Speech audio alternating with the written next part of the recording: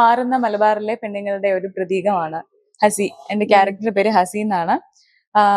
എന്താ പറയാ, ഈ ഇന്നത്തെ ഈ മലബാറിൽ അറിയാലോ, നമുക്ക് ജോലി അതുപോലെ വിദ്യാഭ്യാസം ഇതിന് പ്രാധാന്യം ഉണ്ട്, ഇന്ന് ഉണ്ട്. പക്ഷെ കുറച്ച് പിന്നോട്ട് പോവുകയാണെങ്കിൽ അതിന് അവരങ്ങനെ ഫോക്കസ് ചെയ്യുന്നില്ല, ഫാമിലി ലൈഫ് മാത്രമാണ്. അതായത് ഫെമിനിസം എന്ന് പറഞ്ഞു കഴിഞ്ഞാൽ കുറച്ച് ആളുകളുടെ ഒരു ഇടയിലുള്ള ഒരു തെറ്റിദ്ധാരണ എന്ന് പറഞ്ഞാല് പുരുഷ വിരോധിയാണ് എന്നുള്ളതാണ്. ശരിക്കും അങ്ങനെ ഒരു മീനിങ്ങേ അതിനില്ല.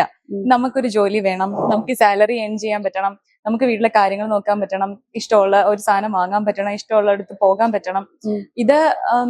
ഇത് ചെയ്യുന്നതാണ് ആക്ച്വലി നമ്മൾ ഈക്വൽ റൈറ്റ്സ് ആണ്. പുരുഷന് എന്ത് ചെയ്യാൻ പറ്റുമോ അത് സ്ത്രീകൾക്കും ചെയ്യാൻ പറ്റണം എന്നുള്ള റൈറ്റ്സ് മാത്രമാണ് നമ്മൾ ആവശ്യപ്പെടുന്നത്. ലഹരിക്കെതിരായിട്ടുള്ള കുറച്ച് സംഭവങ്ങൾ നമ്മുടെ മൂവിയിലുണ്ട്.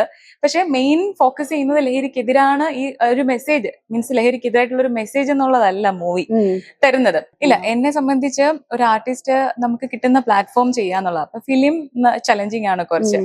ഒരു ഫിലിം സക്സസ് ആയി അടുത്തൊരു മൂവി കിട്ടാൻ നമുക്കൊരു നല്ല ഗ്യാപ്പ് വരും. അപ്പം ഒരു ആർട്ടിസ്റ്റ് എന്നുള്ള നിലയിൽ അത്രയും ഗ്യാപ്പ് നമുക്ക് ഒരിക്കലും മാനസികമായിട്ട് പൊരുത്തപ്പെടാൻ പറ്റുന്നതല്ല. എനിക്ക് ഒരുപാട് ഇഷ്ടമുള്ള ഒരു ആക്ടർ രാജുവേട്ടനാണ്, പൃഥ്വിരാജ്. അദ്ദേഹത്തിനോടൊപ്പം കോമ്പിനേഷനിൽ ഒരു നല്ല ക്യാരക്ടർ ചെയ്യണം എന്നുള്ളത്. ആളുടെ മൂവീസിലേക്ക് ഒരു എൻട്രി ഒരുപാട് സന്തോഷമുണ്ട്.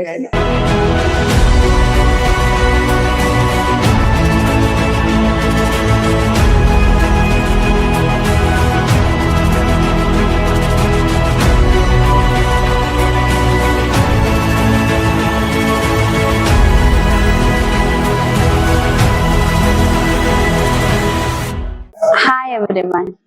ഇന്ന് നമ്മുടെ ഇപ്പോൾ അത് ബോളം ഗോളം എന്ന് പറയുന്ന സിനിമയിലെ നായികയായിട്ട് എത്തുന്ന ആലിയാണ്. വെൽക്കം. എന്തൊക്കെയുണ്ട് വിശേഷം? Thank you.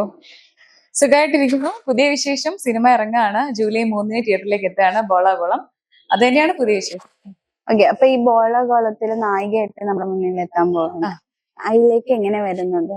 ബോളാഗോളം എന്ന് പറയുന്ന മൂവിയിലേക്ക് ഇതിന്റെ ക്യാമറാമാൻ ഷമീർ ജിബ്രാനാണ് എന്നെ ഇൻവൈറ്റ് ചെയ്യുന്നത്, കാസ്റ്റ് ചെയ്യുന്നത്. ഇങ്ങനൊരു പ്രോജക്റ്റ് ഉണ്ട്, ഇതാണ് ക്യാരക്ടർ. ഒരു 15 days ഷൂട്ട് വരും. പെരിന്തൽമണ്ണ മലപ്പുറം ആണെന്ന് പറഞ്ഞിട്ട് അദ്ദേഹമാണ് കോൾ ചെയ്യുന്നത്. അപ്പൊ ഇന്നത്തെ ക്യാരക്ടറിനെ പറ്റി പറയാമോ? ക്യാരക്ടർ മാറുന്ന മലബാറിലെ പെണ്ണുങ്ങളുടെ ഒരു പ്രതീകമാണ് ഹസി. എന്റെ ക്യാരക്ടറുടെ പേര് ഹസി എന്നാണ്.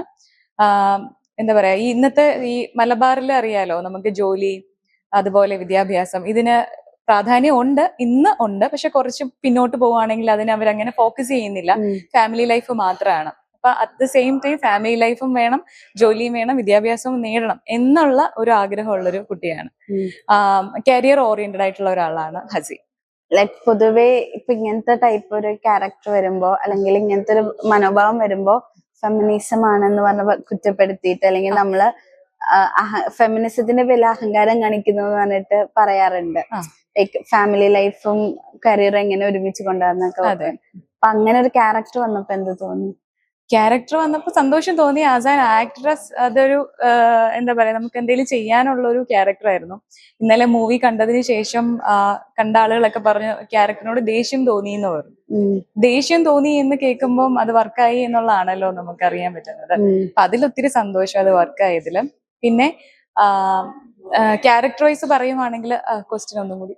ലൈക്ക് ഈ പറഞ്ഞ ഫെമിനിസം എന്ന് പറയുന്നത് ഓക്കെ പറയാം. അതായത് ഫെമിനിസം എന്ന് പറഞ്ഞു കഴിഞ്ഞാൽ കുറച്ച് ആളുകളുടെ ഒരു ഇടയിലുള്ള ഒരു തെറ്റിദ്ധാരണ എന്ന് പറഞ്ഞാല് പുരുഷ വിരോധിയാണ് എന്നുള്ളതാണ്. ശരിക്കും അങ്ങനെ ഒരു മീനിങ്ങേ അതിനില്ല. നമുക്കൊരു ജോലി വേണം, നമുക്ക് സാലറി ഏൺ ചെയ്യാൻ പറ്റണം, നമുക്ക് വീട്ടിലെ കാര്യങ്ങൾ നോക്കാൻ പറ്റണം, ഇഷ്ടമുള്ള ഒരു സാധനം വാങ്ങാൻ പറ്റണം, ഇഷ്ടമുള്ള അടുത്ത് പോകാൻ പറ്റണം. ഇത് ചെയ്യുന്നതാണ് ആക്ച്വലി നമ്മൾ ഈക്വൽ റൈറ്റ്സ് ആണ്. പുരുഷന് എന്ത് ചെയ്യാൻ പറ്റുമോ അത് സ്ത്രീകൾക്കും ചെയ്യാൻ പറ്റണം എന്നുള്ള റൈറ്റ്സ് മാത്രമാണ് നമ്മൾ ആവശ്യപ്പെടുന്നത്. അല്ലാണ്ട് ഒരിക്കലും ഫെമിനിസം ഒരിക്കലും ഒരു ആണിന് മുകളിലോ അല്ലെങ്കിൽ ആണിന് താഴെയോ അല്ലെങ്കിൽ അവർക്ക് ഓപ്പോസിറ്റോ ആയിട്ടുള്ള ഒരു ക്യാരക്ടർ അല്ല ശരിക്കും. അപ്പൊ നേരത്തെ പറഞ്ഞല്ലോ, ഈ മൂവി കണ്ടു, പ്രിവ്യൂ ഷോ കണ്ടപ്പോ ചിലർക്കെങ്കിലും ദേഷ്യം തോന്നി എന്നുള്ളത്.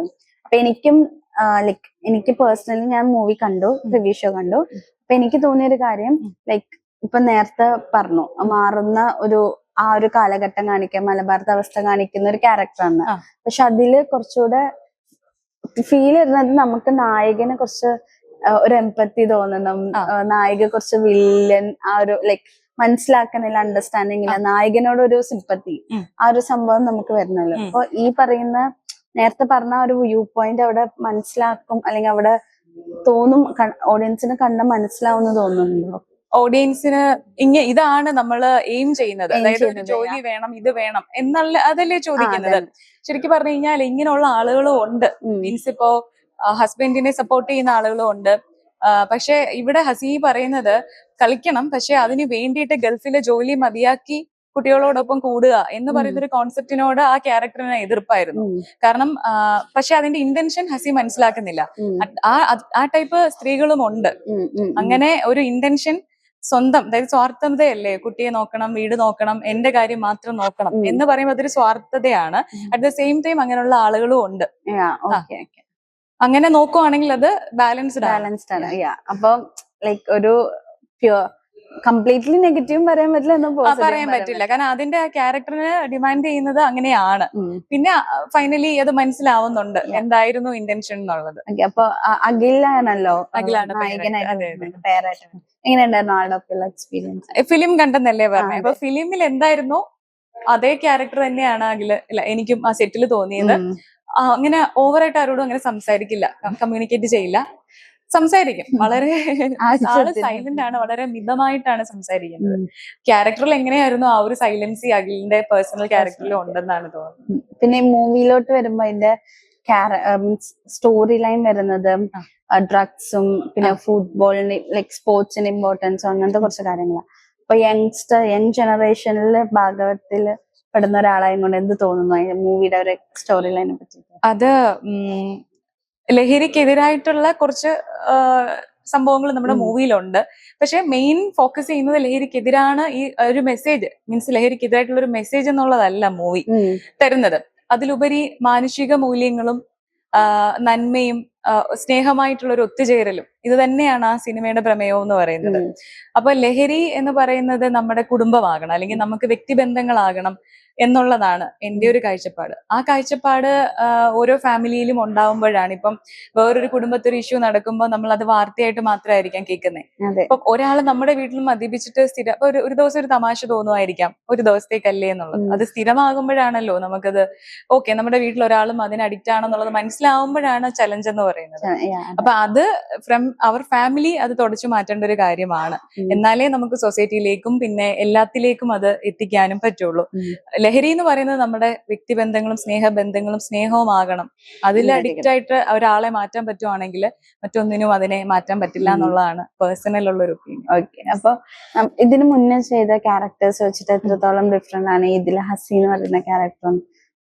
ഇതില് മുന്നേ ഉള്ള കഥാപാത്രങ്ങളെല്ലാം നമുക്ക് ഒരുപാട് അങ്ങനെ പെർഫോമൻസ് ആയിട്ടുള്ള ഒരു ഏരിയ ഉണ്ടായിരുന്നില്ല. ഞാൻ മുന്നേ തമ്പാച്ചി എന്ന് പറയുന്ന ഒരു മൂവി ചെയ്തായിരുന്നു. അതില് ഫീമെയിൽ ലീഡാണ്. അതിന് ഡൽഹി ഫിലിം ഫെസ്റ്റിവൽ അവാർഡ് കിട്ടിയ ഒരു മൂവിയാണ്. അപ്പൊ അതില് ശിവാനി എന്ന് പറയുന്ന ഒരു ടൈറ്റിൽ റോളും അമ്പലവും അങ്ങനെ ആ ഒരു ഏരിയ, ഒരു ദേവിയാകുന്ന ആ ഒരു ഏരിയ അങ്ങനെയായിരുന്നു ചെയ്യാനുണ്ടായിരുന്നത്.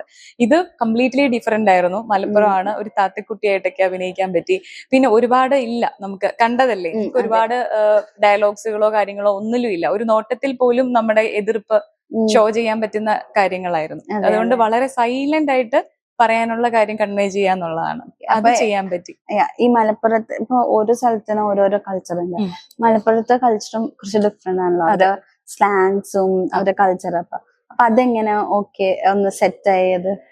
അതായത് ഇപ്പൊ ഷൂട്ട് കാണാൻ പോകുമ്പോ തന്നെ നമുക്ക് ആ മാറ്റം അറിയാം. കാരണം ഒരുപാട് ആളുകൾ കാണും, എല്ലാ ദിവസവും സെറ്റ് നിറയെ.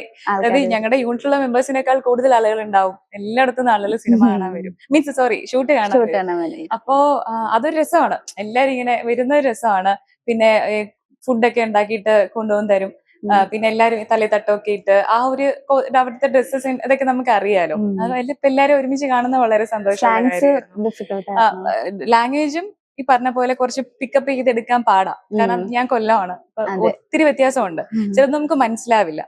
പിന്നെ ഡയലോഗ്സ് എനിക്ക് വളരെ കുറച്ചായിരുന്നു. ഞാൻ പറഞ്ഞില്ലേ, നമുക്ക് വളരെ സൈലന്റ് ആയിട്ടുള്ള സംഭവങ്ങളായതുകൊണ്ട് ഡയലോഗ്സ് കുറവായിരുന്നു.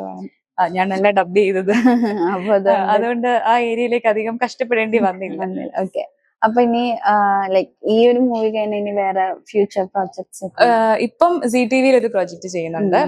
ഫിലിം ഒന്നും കൺഫേം ആയിട്ടില്ല. ഫിലിം വരുന്നുണ്ട്, പക്ഷെ ഒന്നും ഫൈനൽ ആയിട്ടില്ല. ടി വി സീരീസ് കുക്കുവിന് വേണ്ടിയിട്ട് ഒരു 3 കഴിഞ്ഞു. ഒരു തമിഴും 2 മലയാളവും മൈക്രോ ഡ്രാമാസ് ചെയ്തായിരുന്നു. ഇപ്പൊ ZTVക്ക് വേണ്ടി ദുർഗ എന്ന് പറഞ്ഞിട്ടൊരു പ്രോജക്ട് ചെയ്യുന്നുണ്ട്. ലീഡാണ് അതില്. ഓക്കെ, അപ്പൊ ഈ ഇപ്പത്തെ ഒരു ട്രെൻഡാണ് ഈ മൈക്രോ ഡ്രാമാസ് എന്നുള്ളത്. ലൈക്ക് നമുക്ക് വലിച്ചു നിട്ടില്ലെന്ന് നമുക്ക് ആ ഒരു സീരീസിന്റെ ഒരു ഫീലും അതെ അതെ സോ അതില് എത്രത്തോളം ഡിഫറൻസ് ആയിട്ട് തോന്നി? ഇപ്പൊ സീരിയലും അഭിനയിച്ചിട്ടുണ്ട്, ചെയ്യുന്നുണ്ട് അല്ലാതെ എന്ത് ഡിഫറൻസ് തോന്നി? അത് വേർട്ടിക്കൽ ആണല്ലോ ആ ഒരു ലോകം എന്ന് പറഞ്ഞാൽ. അപ്പം ഈ ഒരു ഇതിലാണ് ഇപ്പൊ നമ്മള് നേരത്തെ ഇപ്പൊ ഒരു ഫിലിം ആണെങ്കിൽ പോലും 1.25-2 മണിക്കൂർ കൊണ്ട് ആണല്ലോ നമ്മളത് ഇഷ്ടപ്പെടുന്നതും കൺവേ ചെയ്യപ്പെടുന്നതും. ഇതെന്ന് പറഞ്ഞു കഴിഞ്ഞാൽ ഒരു 6 എപ്പിസോഡ്, 1 മിനിറ്റിന്റെ ഒരു 6 എപ്പിസോഡിൽ തന്നെ നമുക്കൊരു ക്യൂരിയോസിറ്റി ഉണ്ടാവും നെക്സ്റ്റ് കാണാൻ വേണ്ടിയിട്ട്. അപ്പൊ അങ്ങനെ ഒരു ഇൻട്രസ്റ്റിംഗ് ആയിട്ടുള്ള ഒരു എന്റർടൈൻമെന്റ് ഏരിയ ആണ് ഈ പറയുന്ന സീരീസ്. ഇപ്പൊ പൊതുവെ പറയാറുണ്ട് ലൈക്ക് ഇപ്പൊ 3 അഭിനയിച്ച ഒരാള് ലൈക്ക് ഫിലിം ചെയ്തു, സീരിയൽ ചെയ്തു, ഇപ്പൊ മൈക്രോ ഡ്രാമാസും ചെയ്തു. ഇപ്പൊ പറയാറുണ്ട് ഈ സീരീസ് ചെയ്യുന്ന സീരിയൽ ചെയ്യുന്നവർക്ക് മൂവിയിലധികം അവസരങ്ങൾ കിട്ടാണ്ട് പോകുന്നു, ലൈക്ക് ഈ ആക്ടിങ്ങിന്റെ ഒരു ഡിഫറൻസ് കാരണം. അപ്പൊ ആലിയൊക്കെ അങ്ങനെ എന്തെങ്കിലും ഉണ്ടായിരുന്നു? ഇല്ല, എന്നെ സംബന്ധിച്ച് ഒരു ആർട്ടിസ്റ്റ് നമുക്ക് കിട്ടുന്ന പ്ലാറ്റ്ഫോം ചെയ്യാന്നുള്ളത്. അപ്പൊ ഫിലിം ചലഞ്ചിങ് ആണ് കുറച്ച്. ഒരു ഫിലിം സക്സസ് ആയി അടുത്തൊരു മൂവി കിട്ടാൻ നമുക്കൊരു നല്ല ഗ്യാപ്പ് വരും. അപ്പം ഒരു ആർട്ടിസ്റ്റ് എന്നുള്ള നിലയിൽ അത്രയും ഗ്യാപ്പ് നമുക്ക് ഒരിക്കലും മാനസികമായിട്ട് പൊരുത്തപ്പെടാൻ പറ്റുന്നതല്ല. സോ നമുക്ക് എന്ത് ചെയ്യാൻ പറ്റുമോ അത് ചെയ്യാം. ചിലപ്പോൾ ഫോട്ടോഷൂട്ട് ആയിരിക്കാം, ചിലപ്പോൾ സീരിയൽ എൻട്രി ആയിരിക്കാം, അത് ചെയ്തോണ്ടേ ഇരിക്കുക. നമുക്ക് വരാനുള്ള അവസരം എപ്പോഴാണ് ലൈവായിട്ട് നിൽക്കുക, പെർഫോം ചെയ്യുക, നമ്മൾ നമ്മളെ പോളിഷ് ചെയ്തെടുക്കുക. സോ ലീഡ് റോള് നല്ല ക്യാരക്ടർ ചെയ്യാനുള്ള ഏരിയാസ് ഉണ്ടെങ്കിൽ അതിപ്പം മിനി സ്ക്രീൻ, ബിഗ് സ്ക്രീൻ എന്നൊന്നും ഇല്ലാണ്ട് ചെയ്യണം. ദെൻ നമുക്ക് കിട്ടുന്ന ക്യാരക്ടർ എപ്പോഴാണേലും വരും. ഫിലിമിൽ ഇന്ന റോളിന് നമ്മളെ പറ്റുമെങ്കിൽ ഭാവിയിൽ നമുക്കത് തന്നെ വരും. അപ്പൊ അതിലൊരു വിശ്വാസം ഉള്ളത് കൊണ്ടാണ് നമുക്ക് വരുന്നതെല്ലാം നല്ലത് സെലക്ട് ചെയ്ത് പോകുന്നത്. അപ്പൊ ഇനി ലൈക്ക് ഓരോരോ ആക്ട്രസ് എന്ന നിലയിൽ കുറെ ആഗ്രഹങ്ങൾ ഉണ്ടാവില്ല, ഇന്ന ആളുടെ ഒപ്പം അഭിനയിക്കാൻ, ഇന്ന ക്യാരക്ടർ ചെയ്യണം, അങ്ങനെ എന്തെങ്കിലും ഉണ്ടോ? എനിക്ക് ഒരുപാട് ഇഷ്ടമുള്ള ഒരു ആക്ടർ രാജുവേട്ടനാണ്, പൃഥ്വിരാജ്. അദ്ദേഹത്തിനോടൊപ്പം കോമ്പിനേഷനിൽ ഒരു നല്ല ക്യാരക്ടർ ചെയ്യണം എന്നുള്ളത്. അപ്പൊ ആളുടെ മൂവീസിനും വെയിറ്റിംഗ്. ആളുടെ മൂവീസിലേക്ക് ഒരു എൻട്രി ഒരുപാട് സന്തോഷമുണ്ട്.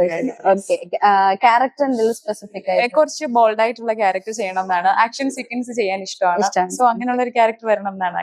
ഓക്കെ, അപ്പൊ നമ്മുടെ മൂവി ജൂലൈ 3 റിലീസ് ആവുന്നു. അപ്പൊ എന്താണ് നമ്മുടെ പ്രേക്ഷകരോട് പറയാൻ? എല്ലാവരും സിനിമ തിയേറ്ററിൽ പോയി കാണണം. എല്ലാവർക്കും ഇഷ്ടമാകുന്ന കുറെ ഘടകങ്ങൾ ഫിലിമിലുണ്ട്. ഹൃദയം നിറയ്ക്കുന്ന, മനസ്സ് നിറയ്ക്കുന്ന ഒരു സിനിമയായിരിക്കും. മിസ് ചെയ്യരുത്, അത് മാത്രമേ പറയാനുള്ളൂ. അപ്പൊ എന്തായാലും തിയേറ്ററിൽ കണ്ട് എല്ലാവരും വിജയിപ്പിക്കട്ടെ. Thank you so much.